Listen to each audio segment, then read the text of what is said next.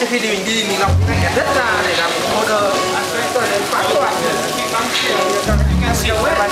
rồi mình lọc hết ra thì mình có tất nếu như mình thời gian mình lọc